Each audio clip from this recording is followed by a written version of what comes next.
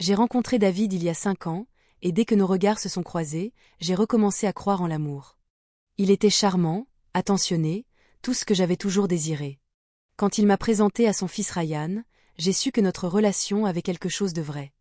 Ryan avait 15 ans à l'époque, poli, réservé, mais toujours respectueux. Je suis entrée dans leur vie avec prudence, déterminée à ne jamais dépasser mes limites. Mais, avec le temps, nous sommes devenus une vraie famille. David me faisait me sentir spéciale. Notre maison résonnait de rires, de dîners chaleureux, de conversations tardives. Il me tenait la main en public, laissait des petits mots dans la cuisine, et ne partait jamais au travail sans m'embrasser. Tout en moi croyait avoir trouvé ce genre d'amour dont on parle dans les romans. Je me suis investie corps et âme dans notre mariage, m'assurant que David et Ryan aient tout ce dont ils avaient besoin. À mesure que Ryan grandissait, notre lien se renforçait. Il venait s'asseoir avec moi dans la cuisine pendant que je cuisinais, me demandait des conseils sur l'école, les amis, la vie. Il n'était pas seulement mon beau-fils. Il était devenu mon ami. Quelqu'un qui me faisait confiance. Je n'avais jamais eu d'enfant à moi, mais avec Ryan, je n'en ressentais plus le manque. Puis, de petites choses ont commencé à changer. David rentrait plus tard. Ses voyages d'affaires devenaient plus fréquents. Ses gestes d'affection semblaient forcés, automatiques. J'ai ignoré les signes au début. Chaque couple traverse des phases, me disais-je. Je lui trouvais des excuses. Le stress, sûrement. Il rentrait encore à la maison, il s'asseyait toujours à table, il m'envoyait encore des messages dans la journée. Mais quelque chose manquait. Un soir, j'ai préparé son plat préféré, des pâtes crémeuses, celles qu'il disait toujours meilleures quand c'était moi qui les faisais. Je voulais lui faire une surprise, lui rappeler ce que nous étions. Ryan est entré dans la cuisine au moment où je mettais la table. Son visage était tendu. « Il faut que je te dise quelque chose à propos de papa », dit-il d'un ton hésitant. Je me suis figée, les mains en suspens. Sa voix était prudente, incertaine, comme s'il doutait de devoir vraiment parler. « Qu'est-ce qu'il y a, Ryan ?» Il se tortilla, mal à l'aise. Je l'ai vu avec quelqu'un. Mon estomac s'est noué. « Qu'est-ce que tu veux dire ?» Il hésita, puis expira profondément. « Une femme. Au restaurant. » Et ce n'était pas la première fois. Les mots flottaient dans l'air comme un poison lent. Je voulais rire, balayer ça d'un revers de main, dire que c'était un malentendu. Mais le regard de Ryan, mêlé de culpabilité, de sympathie et de colère, me fit vaciller. « Tu es sûr ?» demandai-je, d'une voix plus faible que je ne l'aurais voulu. « Il acquiesca. » Oui. La pièce me sembla soudain plus étroite. Je fixais les assiettes, la nourriture qui, d'un coup, me donnait la nausée. David n'aurait pas pu. Il ne risquerait pas tout ce que nous avions construit. Ryan posa une main hésitante sur mon épaule. Je pensais que tu devais le savoir. Je hochai la tête, avalant difficilement ma salive. Merci.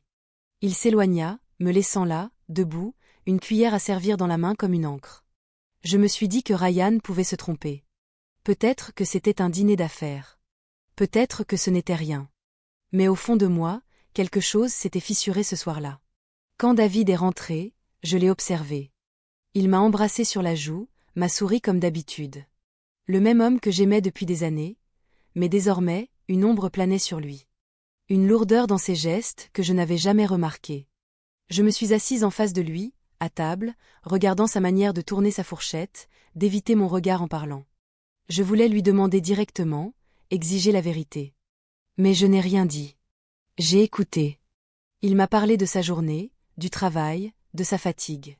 Et à cet instant, j'ai compris. Ce n'étaient pas ses mots, mais leur vide.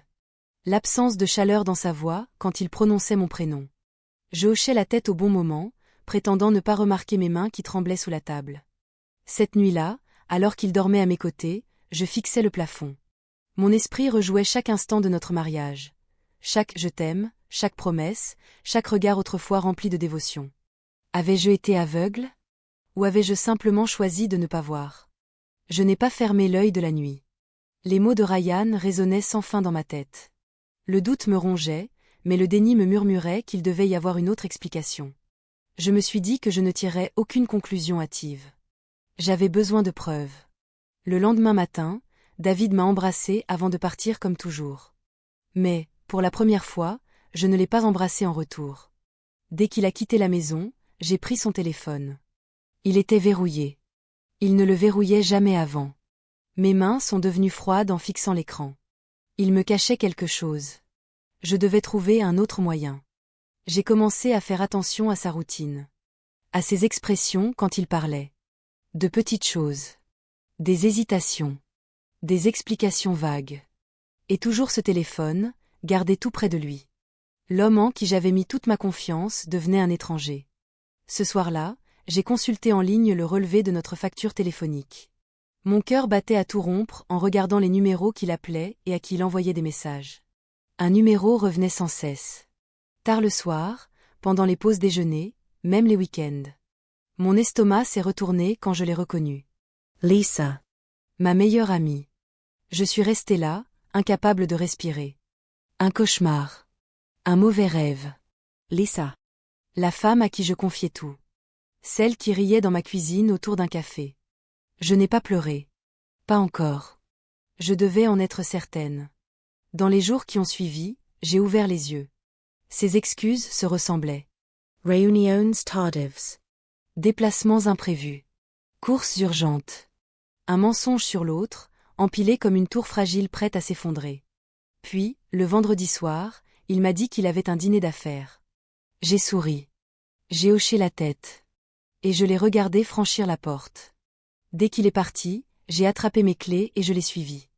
Je me suis garée à quelques pâtés de maison du restaurant qu'il avait mentionné, les mains crispées sur le volant. Mon cœur battait à tout rompre tandis que mes yeux scrutaient l'entrée. Les minutes passèrent. Puis je les vis. David et Lisa. Assis près de la fenêtre, penchés l'un vers l'autre, riant. Sa main effleura la sienne, leurs regards se croisèrent avec une telle intensité que mon estomac se tordit. J'ai levé mon téléphone et pris la photo. Mes mains tremblaient, mais mon esprit était clair. Je suis partie avant qu'il ne me voie.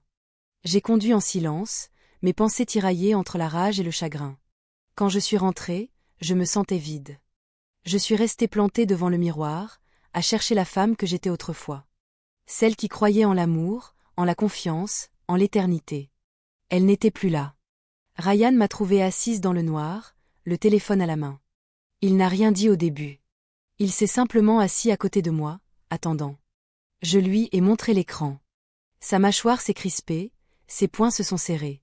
« Je suis désolé, dit-il doucement. Je secouai la tête. Tu n'as pas à l'être. Pour la première fois depuis le début de cette histoire, j'ai pleuré. Pas seulement pour la trahison, mais pour l'amour que j'avais perdu, sans même m'en rendre compte. Je n'ai pas dormi cette nuit-là. Je suis restée éveillée, à fixer le plafond, passant en revue 1000 scénarios. Le confronter maintenant ne mènerait qu'à des mensonges, des excuses, des demi-vérités. Je voulais qu'il ressente ce que moi, j'avais ressenti. Voir tout s'effondrer, comme moi je l'avais vu. Alors, j'ai planifié.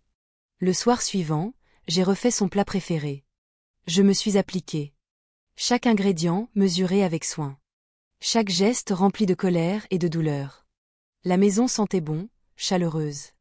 Un contraste cruel avec la tempête qui grondait en moi. Quand David est rentré, il a souri, totalement inconscient. Ryan s'était déjà installé à table, silencieux. J'ai servi le repas avec soin. Tout était parfait, en apparence. David tournait sa fourchette, insouciant, jusqu'à ce que je parle. Ryan, goûte en premier. La main de David est effigie. Ryan hésita, regardant tour à tour nos visages, sentant le poids dans ma voix. Vas-y, insistai-je, sans détourner le regard de David. Ryan leva sa fourchette, mais avant qu'il ne prenne une bouchée, je me penchai en avant. J'ai assaisonné ce plat avec les mêmes mensonges que ton père m'a servi. Le silence tomba. La fourchette de David glissa de ses doigts, heurtant l'assiette dans un bruit sec. Son visage pâlit, les traits figés, la réalisation se glissant lentement dans son esprit. J'ai sorti mon téléphone et l'ai posé sur la table. L'écran s'est illuminé avec la photo que j'avais prise. Ses lèvres s'entr'ouvrirent, à la recherche de mots, mais aucun ne vint. Il regarda Ryan, dont le visage était un mélange de colère et de déception. Depuis combien de temps ? Demandai-je, ma voix stable, alors qu'intérieurement, je tremblais. David de glutted difficilement. Ce n'est pas ce que tu crois. Je laissai échapper un rire vide. Vraiment ? Alors c'est quoi, David ? Une réunion d'affaires ? Une coïncidence ? Une erreur ? Il détourna le regard. Et c'était tout ce dont j'avais besoin comme réponse. Ryan repoussa son assiette, la mâchoire contractée. Je te respectais, dit-il, la voix tranchante de trahison. Je t'ai défendu. David tendit la main vers lui, mais Ryan recula. Ne fais pas ça. Le poids de la déception de son fils lui frappa plus fort que tous mes mots. Je me suis levée. Marchese racla le sol. Je ne vais pas crier. Je ne vais pas supplier. Je veux juste que tu saches, tu as détruit quelque chose de vrai. Et pourquoi? David ne répondit rien. L'homme qui avait été tout pour moi n'était plus qu'un tas de regrets. Je me tournai vers Ryan. Tu n'es pas obligé de rester ici ce soir. Il hocha la tête, se leva sans un mot. Je l'ai suivi, laissant David seul à cette table, devant un repas auquel il n'avait plus d'appétit. Ce soir-là, je suis partie. Et je ne me suis jamais retournée. Pas d'adieu dramatique. Pas de supplication. J'avais tout donné à un homme qui avait tout jeté sans réfléchir. Rester aurait été accepter les mensonges. Prétendre que l'amour pouvait survivre à une trahison. Il ne le pouvait pas. Le lendemain matin, David a appelé. J'ai laissé sonner. Puis il a envoyé un message, des excuses. Il disait qu'il fallait qu'on parle. Mais il n'y avait plus rien à dire. Les excuses n'effacent pas la tromperie. Le regret ne reconstruit pas la confiance. Ryan est resté avec moi quelques jours. Il était silencieux, digérant ses propres émotions. Son père avait été son modèle. Son héros. Et maintenant, cette image était brisée. Un soir, il a enfin parlé. Je ne comprends pas. Pourquoi les gens détruisent-ils ceux qui les aiment? Je n'avais pas de réponse. Peut-être que David pensait qu'il ne se ferait jamais prendre. Peut-être qu'il croyait que ce n'était pas si grave. Peut-être qu'il ne m'avait jamais vraiment aimé comme moi je l'aimais. Mais le « pourquoi » n'avait plus d'importance. Seule comptait la vérité. Je lui ai dit quelque chose que j'aurais aimé comprendre plus tôt. L'amour ne se résume pas aux sentiments. L'amour, le vrai, c'est un choix. Et le vrai amour ne ment pas. Ne trahit pas. Il ne te fait jamais douter de ta valeur. Ryan hocha la tête, comprenant mieux que jamais. La trahison de son père l'avait blessé, mais elle lui avait aussi appris ce qu'il ne voulait jamais devenir. David tenta encore de me recontacter. Il est venu une fois à ma porte, les yeux cernés, suppliant qu'on parle. Je l'ai laissé parler. Mais ses mots sonnaient creux. Il disait avoir fait une erreur. Qu'il m'aimait encore. Qu'il ne voulait pas me perdre. Je l'ai regardé, et je n'ai rien ressenti. L'amour avait été remplacé par quelque chose de plus froid, la clarté. Tu l'as déjà perdu, ai-je dit. Il est parti. Et ce fut la dernière fois que je l'ai vu. Des amis communs m'ont dit que Lisa était aussi sortie de sa vie. Ce qu'ils avaient eu ne valait pas la destruction qu'ils avaient causée. Tourner la page n'a pas été facile. Mais c'était nécessaire. La douleur veut être ressentie. Mais elle enseigne aussi. J'ai appris que l'amour ne doit jamais être donné au prix de sa propre dignité. Que la personne qui t'aime vraiment ne te mettra jamais dans une position où tu dois douter de cet amour. Ryan et moi sommes restés en contact. Il a tracé sa propre route, plus fort, plus lucide. Un jour, il m'a envoyé un message. Merci de m'avoir montré ce à quoi ressemble le véritable amour. Je ne me contenterai jamais de moins. Et c'était suffisant. La trahison m'avait pris beaucoup. Mais elle ne m'avait pas enlevé le pouvoir de me choisir, moi. Et ça, au fond, c'est la plus grande des victoires.